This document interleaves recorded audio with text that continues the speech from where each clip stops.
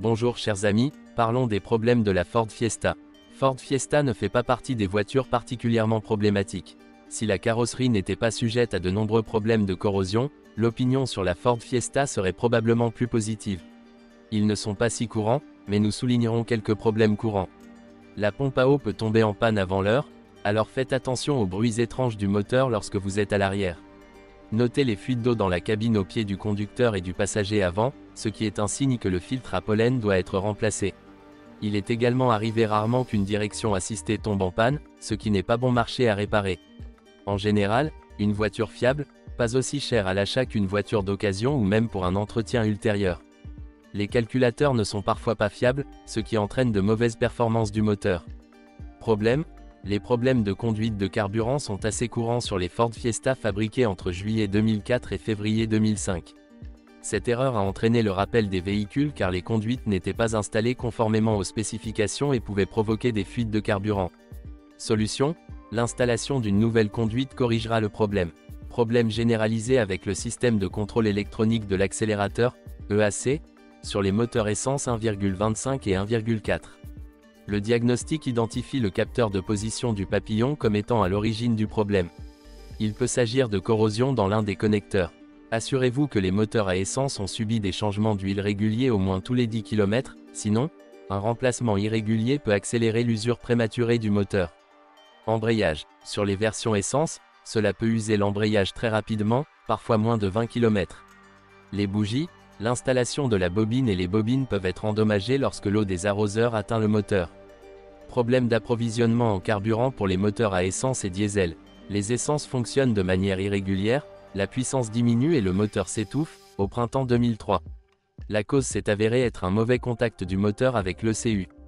Dégâts d'alternateur de moteur à essence, défaut de sonde lambda, problème de ralenti du moteur. Direction assistée. Sur de nombreux modèles, le 1.4 TDCi ronge le tube de puissance et l'huile de puissance fuit. Le risque de perdre la direction. Sur les moteurs diesel à eau et carburant diesel 1.4 TDCi, il existe également un problème courant avec le tendeur de courroie de transmission bruyant, indiquant la nécessité d'un remplacement. 1.4 TDCi souffre également de problèmes de fuite de carburant. Généralement dans une telle situation, il est utile de remplacer les joints d'injecteur. Le symptôme coupable est l'odeur intense de carburant dans la voiture ainsi qu'une consommation élevée de diesel. Cela peut entraîner des problèmes de démarrage. Il y a une fuite d'huile sur le moteur 1,6 TDCi. Les moteurs 1.6 TDCi souffrent de tiges de mesure d'huile mal fabriquées, l'extrémité en plastique peut tomber dans le carter. Les chauffages 1.6 TDCi peuvent être un problème. Pour les véhicules équipés d'un moteur TDCi de 1,6, des fuites d'huile plus fréquentes se produisent sur les éléments d'étanchéité. Dans les moteurs diesel 1,6 TDCi, des fuites fréquentes de liquide de refroidissement sur le boîtier en plastique du thermostat, le plastique se déforme. 1.6 TDCi, la conduite d'huile de la turbine bloque l'alimentation en huile, provoquant un dysfonctionnement de la turbine. La transmission est principalement due à une fuite d'huile de boîte de vitesse et de liquide hydraulique de la pompe d'embrayage. Lors de l'inspection, vous devez vous assurer qu'aucune goutte de liquide n'apparaît sous la voiture. Vérifiez que les transmissions automatiques fonctionnent silencieusement et en douceur, cela peut être une raison de réparation complexe et coûteuse. Embrayage de boîte de vitesse automatique Durashift. Les roulements de roues peuvent être en cause. Leur mauvais état se manifeste par un fort grondement ou un grondement lors de la conduite.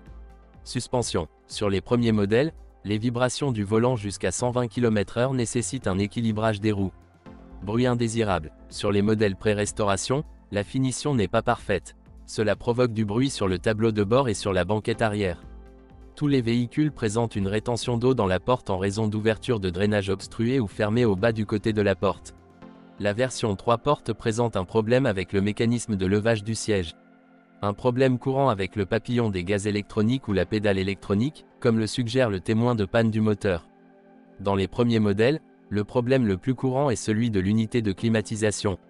Problème avec les vannes de distribution d'air. Souvent, les volets individuels ne veulent pas se fermer, s'ouvrir, de sorte que l'air ne souffle que dans une ou plusieurs zones. Problème d'alternateur. Le groupe d'instruments, les lampes et les aiguilles fonctionnent dans le sens des aiguilles d'une montre, en raison d'une faible masse. Problème avec une jauge de carburant incorrecte, ce qui peut sembler être un problème mineur, mais sur de longs trajets, cela peut devenir un problème grave.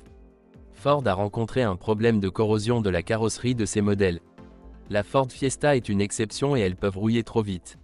C'est pourquoi il faut regarder de très près les bords de la porte, du pare-choc, du capot et du couvercle de coffre.